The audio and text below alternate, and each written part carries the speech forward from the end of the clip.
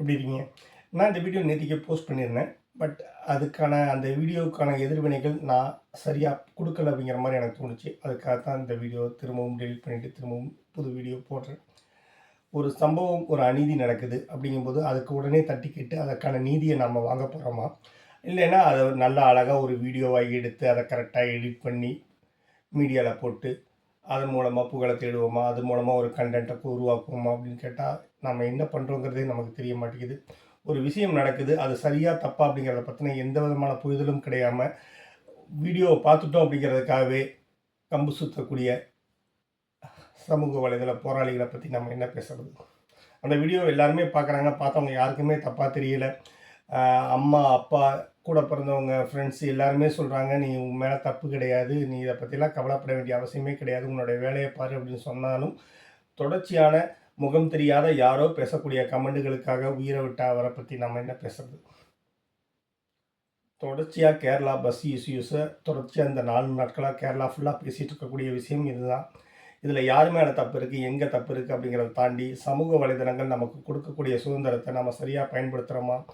யார் மேல வேணுனாலும் சேர வாரி இறைச்சிட்டு போயிடலாம் அப்படிங்கிற பைத்தியக்காரத்தனமான ஆ முகாந்திரமற்ற முட்டாள்தனமான முடிவுகள மட்டுமே நம்ம எடுத்துக்கிட்டு இருக்கோம் அப்படிங்கிறது எவ்வளோ பெரிய மனித தன்மையற்ற செயல் அப்படிங்கிறது தான் அந்த மரணம் நமக்கு காமிச்சிட்டு இருக்கக்கூடியது.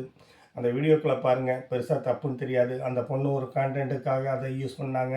அதையும் பெருசா யோசிக்க முடியாது. ஆனா என்ன ஏதுன்னே தெரியாம எல்லாரும் பேசுனாங்க. ஆ தீபக் அப்படிங்கிறவர அவ்வளவு தரக்குறைவா அந்த வீடியோ வைரலாக்கி அவ்வளவு கேவலமா நடந்துக்கிட்டவங்க, இன்னைக்கு அந்த மரணத்துக்கு அப்புறமா இப்போ அந்த பொண்ண திட்ட ஆரம்பிச்சிருக்காங்க. ஒரு தவறுக்கு இன்னொரு தவறு சரியானது கிடையாது. யார் மேல தவறு அப்படிங்கிறத கூட நமக்கு சரியான புரிதல் இல்லாம நம்ம இருக்கோம் அப்படிங்கிறது எவ்வளவு மோசமான விஷயமா இருக்கும். எல்லாத்தையுமே கன்டென்ட்டா மட்டுமே பார்க்கக்கூடியது எவ்வளவு மோசமான விஷயமா இருக்கும். புரியவே கிடையாது. ஒரு மனுஷன் சாதாரணமா செய்யக்கூடிய தவறுக்கு 3 நாளா மன உளைச்சல் ஆகி, தன்னுடைய பிறந்த நாளுக்கு மறுநாள் தூக்கு போட்டு செத்து போயிருக்காரு. வியாழக்கிழமை நடந்திருக்கு, ஞாயிற்றுக்கிழமை செத்து போயிட்டாரு. இன்னைக்கு செவ்வாய்க்கிழமை. தீபக் அப்படிங்கிற ஒரு மனுஷன் பூமியில இருந்ததுக்கான எந்த விதமான அடையாளமுமே கிடையாது. அதற்கான காரணம் சமூக வலைதளத்தில நம்மள வந்து ஒரு வீரர்களா காமிச்சுக்கிட்டு, தாம வந்து ஒரு தீரர்களா காமிச்சுக்கிட்டு, ஒரு ஆண்ட்ராய்டு மொபைல் இருந்தாலே போதுமானது. நாங்கள் தான் நீதிபதிகள், நியாயவான்கள் அப்படின்னு காமிச்சிட்டு இருக்கக்கூடிய ஒவ்வொருத்தரும் தான். ஸோ இனிமேலாவது சமூக பொறுப்போடு நம் வாழ்க்கையை நகர்த்துவோம். நன்றி.